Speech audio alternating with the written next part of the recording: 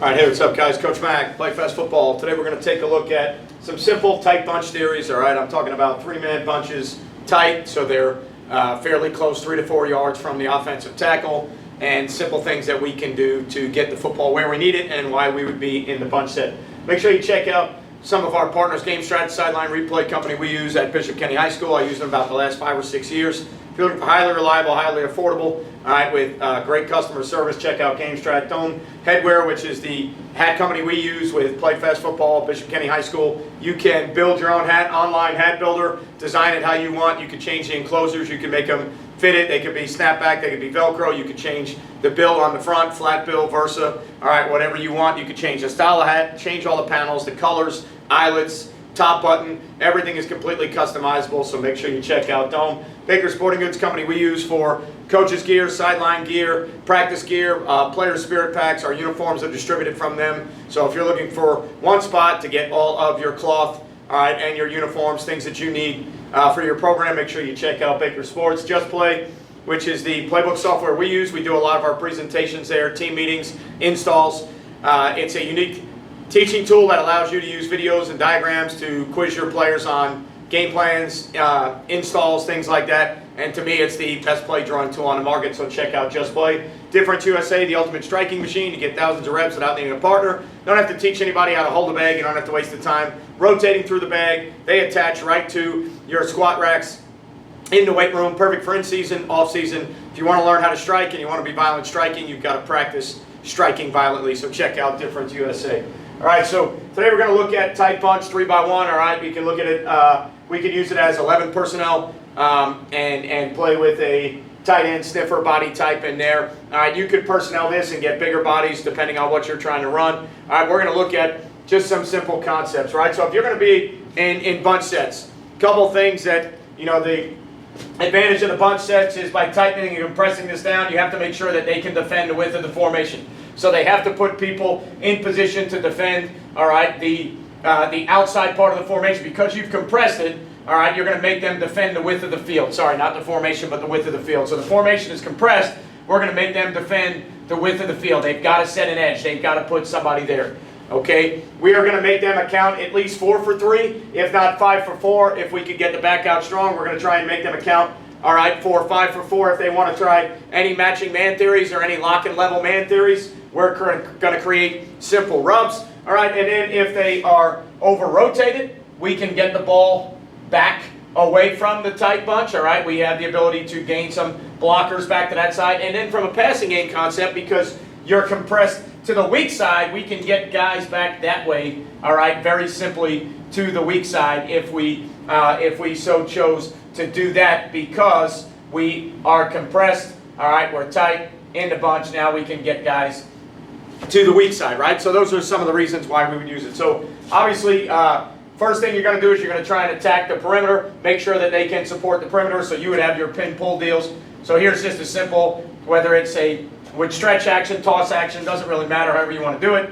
Just simple pin pulls. If we're down, point guy down on a 5, tackle down on a 3. All right, now out here we can choose how we want to block the support. We can crack the mic to make sure the ball gets out there. All right, if we're pin pulling it, not true wide zone. If it was true wide zone, maybe we would let the mic run and we try and take it behind him and maybe insert one of the bunch players. But if it's pin pull, we're going to try and work the ball wide, seal the mic. All right, kind of, you're even getting pin pull here by down on the 5 technique. Now we can get that third sniffer body, whatever that is. We can get him out on the Sam if we want him. We can get the guard out to where we want him, so we can get at least 2 of these guys blocked. So maybe try and get the Sam and the safety, leave the corner unblocked. However you want to block it, forcing the ball to go to the perimeter, right? Attacking the perimeter, making sure that they have to align with proper integrity to the bunch because they have to defend the edge of the formation. Okay, so off of that, obviously you want to carry complementary plays. So if we're going to be working that action, all right, so if we're going to be working that action, then I think it makes 100% sense to work the naked game, waggle, however you want to look at it, all right, to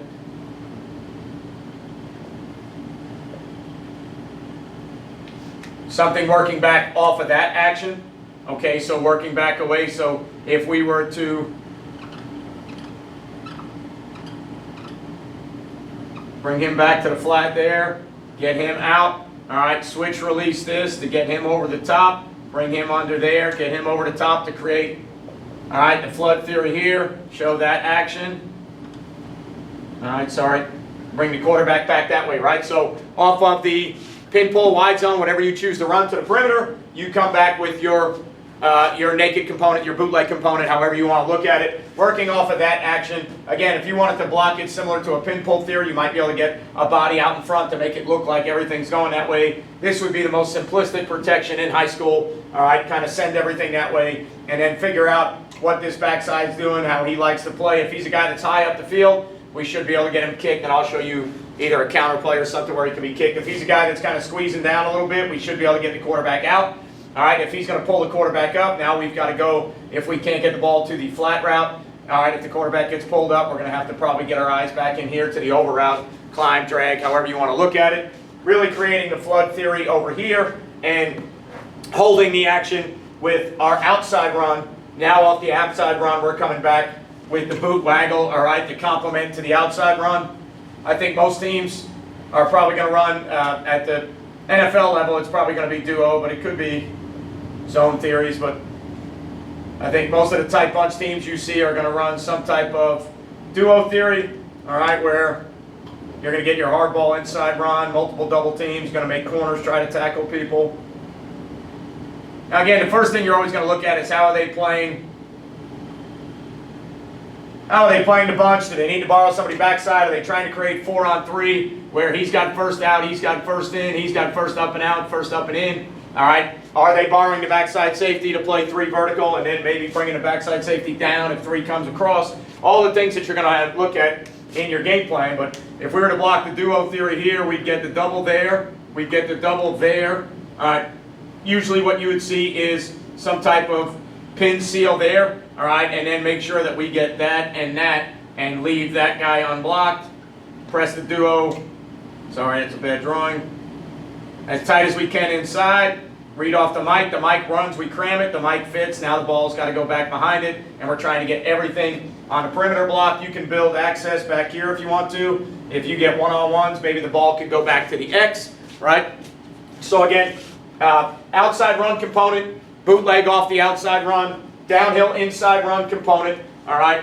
Again, probably the duo play. You could do it with zone, but I think duo is a little bit better of a downhill. Physical run, double teams, multiple double teams. We can pin the end. We don't have to worry about what he's doing, all right? So that if we get the end pinned and the mic tries to fit the A-gap, now the ball can go over the top. If the mic goes over the top, we can try and shove that ball back inside tight in the A-gap, right? So hard ball inside run.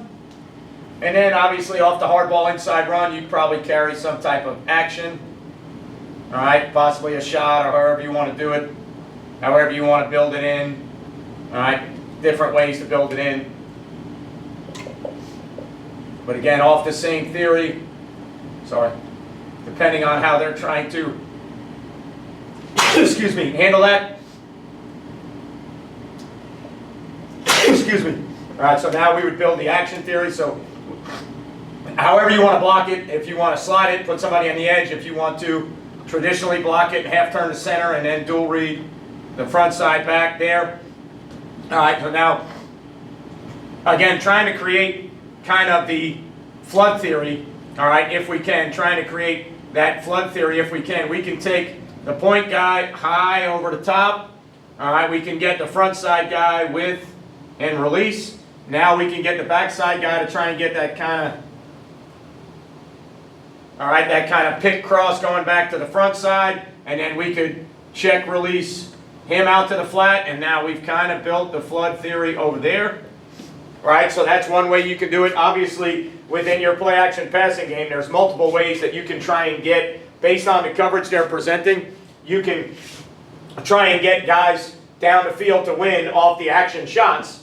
All right, so this isn't the only way to do it. I'm not saying this is the number one thing that's got to go in. I'm just showing you how you can create some of the same pictures out of your tight bunch theory. What are guys in the NFL doing? What are they working on? All right, what are they trying to get to? All right, so it would be just some of those very simple deals where you are trying to create off your inside run, you're now trying to create play action, work the ball down the field if you can, get it, depending on how they play this side here, try and get the high-low on the Sam if you can, or depending on how they play, you might even want to run this if you want to take a real shot. This might be run even higher as the cross concept working there. All right, I've seen Alabama loves to do it down by the goal line. They'll run a theory like this. They actually do it with, they do it this way, and then they also have one of their shots is a slot fade theory. So again, within the bunch world, if you have a hard inside run component, you want to carry a shot with it. If you have an outside run component, you probably want to carry a boot with it. Okay, within very simplistic passing game, I think there's so many ways to get into simple spacing concepts. All right, again, I would opt for whatever you think might be the not only the best way, but in high school sometimes the easiest way, because you could, with these sets drawn up, I mean, it's endless, the spacing concepts and the things that you could, all right, draw up, and you could diagram if you so choose to do it.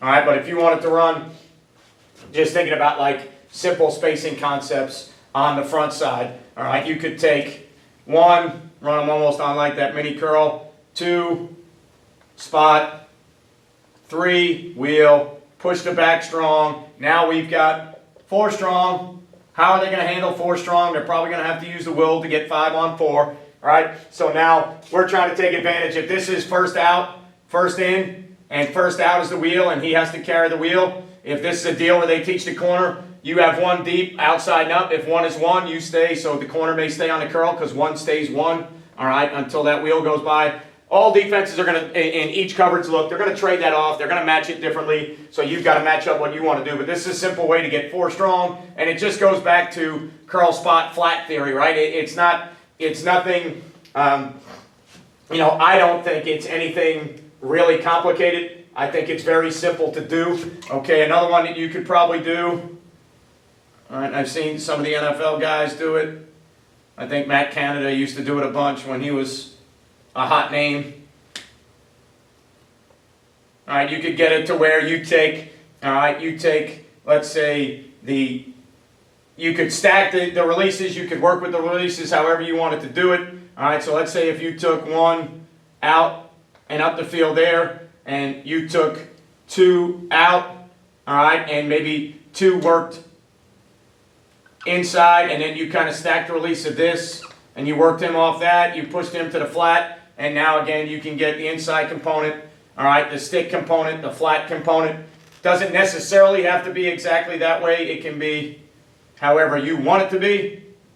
All right, I've seen it to where they try to stack depending on, especially if they're not pressing the point, okay, they may try to stack these 2 receivers to get him out on the wheel, all right, and now as they stack these 2 receivers, this could be the stick, that could be the one that works inside, and now again you could push him. So now you've got that 4-man spacing, so you basically have got your spot route, all right, your mini curl or stick, whatever you want to call that, all right, there's your flat route, and there is your take the top off the coverage shot if you want it, if you can get to it, right? So certainly you could do that 4-man spacing. You could even go 3-man spacing with, all right, you could go your simple 3-man snag front side, and then maybe you could build in beaters with the back on the back side, right? So here you could certainly go corner, all right, wouldn't work that far inside, I'm sorry, that would be kind of there. There's your flat route on the arrow, and now you could build some type of choice theories or whatever you want to build here. You could build some type of inside route with switch, rail, wheel, whatever you want to do there. All right, you could continue that. This could be inside and to the post with him on the wheel. So there's so many different ways to do it, but generally speaking, you're going to want to carry, all right, just in simplicity, if you're going to carry, all right, you're going to want to carry, and I'll write these down at the end. The other way would be, because of where the receivers are there, now the fast motion deals and getting bodies back to the weak side, because over-rotation is going to be something that you're going to want to attack. So teams that over-rotate to the, all right, to the bunch side.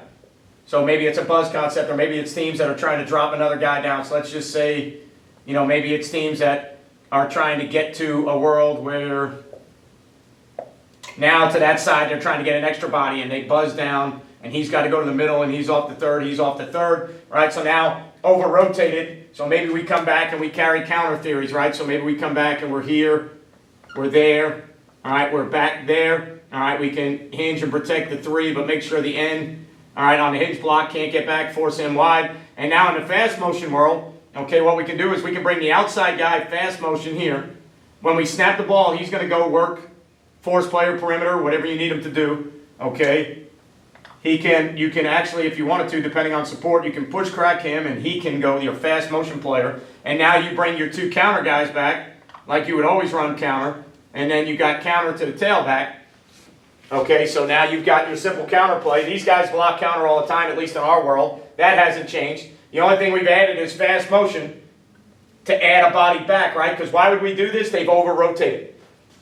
So we know where we want to attack when we get in the bunch, and we know the things that we want to look at. So we know we want to have spacing theories. We know we want to get more routes underneath than they can handle. That's going to force them to play different coverages. Okay, and then we also know when we do that, that we want to get the ball to the perimeter. If they can't handle the perimeter, they have to be able to set the edge, right? We know that we've got our man or man beater concept. So we got outside run, bootleg, hard ball, downhill run, play action shot, spacing, counter weak to the other side, right? So again, trying to push width of the field because we're compressed, right? Make sure that they can defend that. So we're trying to push width of the field, and that's our perimeter run. To protect our perimeter run, we come back with our naked, all right, to protect our perimeter run. And then we get our hard ball inside run. To protect that, we come back with action shot. All right, so perimeter, naked, hard ball, action shot. Okay, spacing concepts.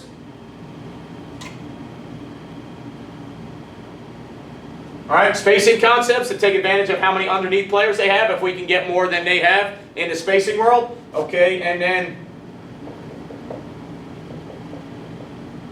I only drew up a run, but you're going to want weak side runs or passes so that you can handle the over rotation. All right, so if you're beating them to that tight bunch side and you're getting buzzes or some type of over rotation to that side, now you got to get the ball back there. Well, the great thing about the tight bunch is you have bodies in position to get back there in the run game, and you have bodies in position to get back there in the passing game because you've compressed that side down. So it's a lot easier for those guys to get involved in the weak side passing game because they're tighter to the single receiver, because they're, instead of being out here, they're tight punched in here, so they're closer to the single, right? And then in the run game, you've got an 11 personnel body type and an outside receiver, and again, you could personnel this.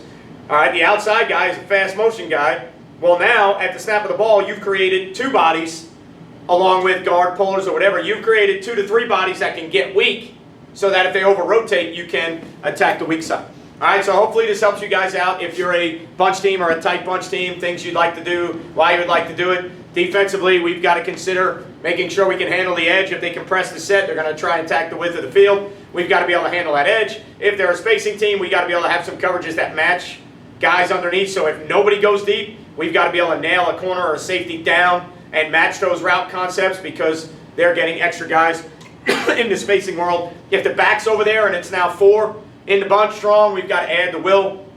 We've got to make sure that if we're spinning backside safety over towards the bunch to help, how are we going to handle weak side runs or weak side passes, right? So chess game, cat and mouse game that goes on all the time. You're seeing a lot of compressed sets, especially at the big time level, college level. A lot of 2x2 compressed, a lot of 3x1 compressed.